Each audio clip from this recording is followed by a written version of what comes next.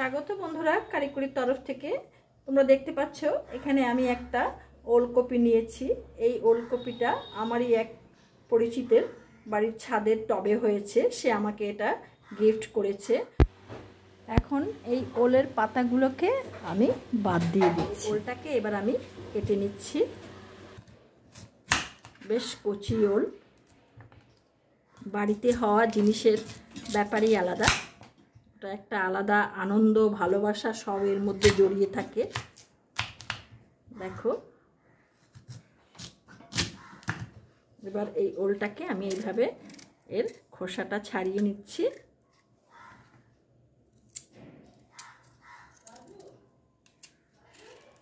দেখো, আমার পুরো ওলটা আমি ছাড়িয়ে নিয়েছি। এবার এটাকে সাইজ করে নেব।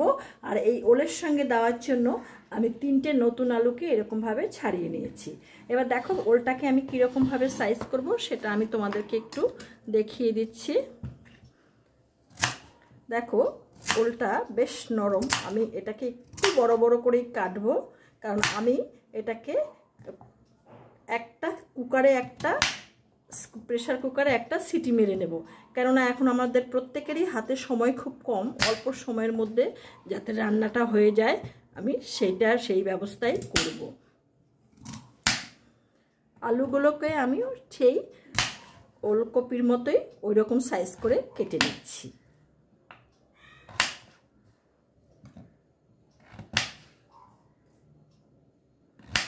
কুকারে দেব বলে একটু বড় করে নিয়েছি। এবার এইগুলোকে আমি একটু ধুয়ে কুকারে দিয়ে দেব।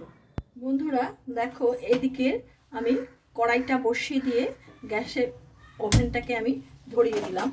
এবার আগে দেখো আমি এখানে আলু আর ওলকপিটাকে সিদ্ধ করে নিয়েছি কুকারে, হালকা একটা সিটি মেরেছি। দেখো বেশ সুন্দর নরম হয়ে গেছে। এবার এটাকে আমি যে জলটা দিয়েছি সেই জলটা আমি এখানে ছেঁকে রেখে দিলাম। আমি এটা পরে ব্যবহার করব।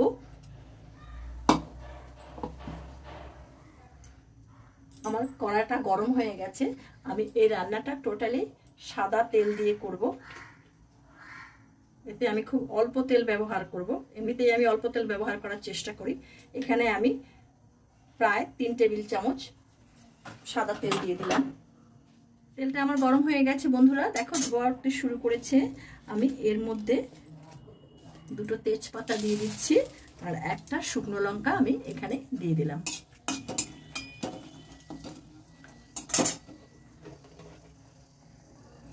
এবার আমি এতে জিরে ফোড়ন দেব। ফোড়ন তোমরা 5 ফোড়নও দিতে পারো, কালো জিরেও দিতে পারো। আমি এতে একটু অল্প পরিমাণে জিরে ফোড়ন দিয়ে দিলাম। আমার আন্দাজ মতো আমি অল্প জিরে, প্রায় হাফ চা চামচের মতো জিরে, গোটা জিরে আমি এতে ফোড়নে দিয়ে দিলাম। এবার এই যে সেদ্ধ করে রাখা জিনিসগুলো আলু আর ওল, এটাকে আমি এই তেলের মধ্যে ছেড়ে দিয়ে কষিয়ে নেব।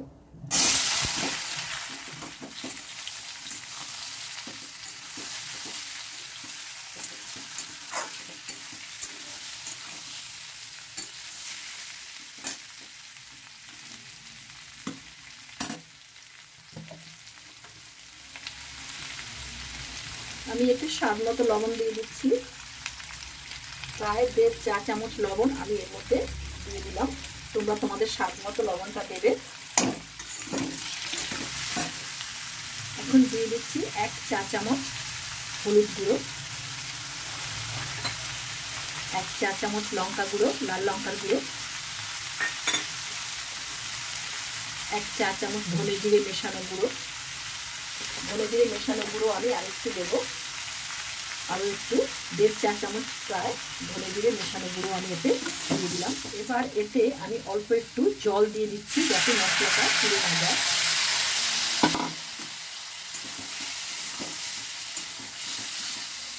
তোমরা ইচ্ছে করলে এর মধ্যে মটরশুঁটি দিতে পারো। এই মুহূর্তে আমার কাছে মটরশুঁটি নেই, তাই আমি এটাকে এইভাবেই করলাম।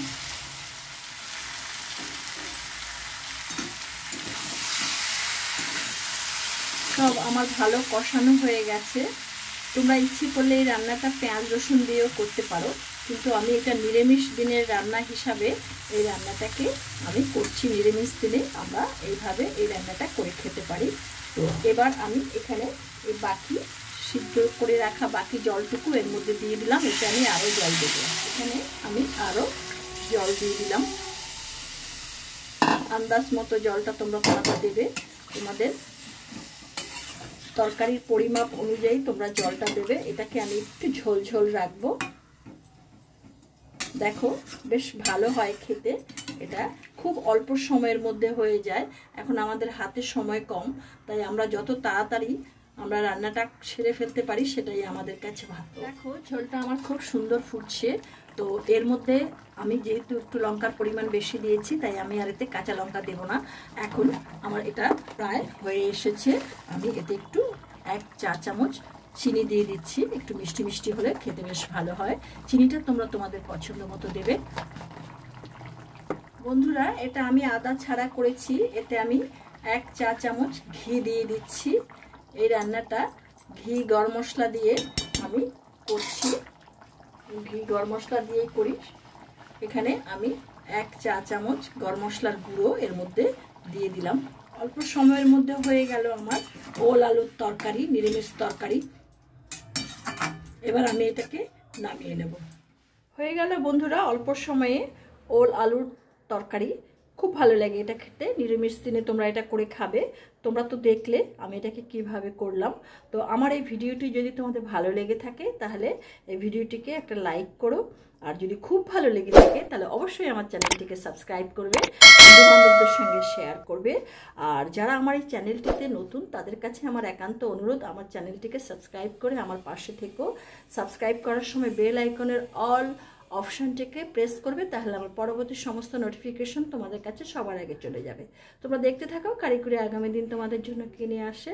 তোমরা ভালো থেকো, সুস্থ থেকো এই কামনা করি। ধন্যবাদ।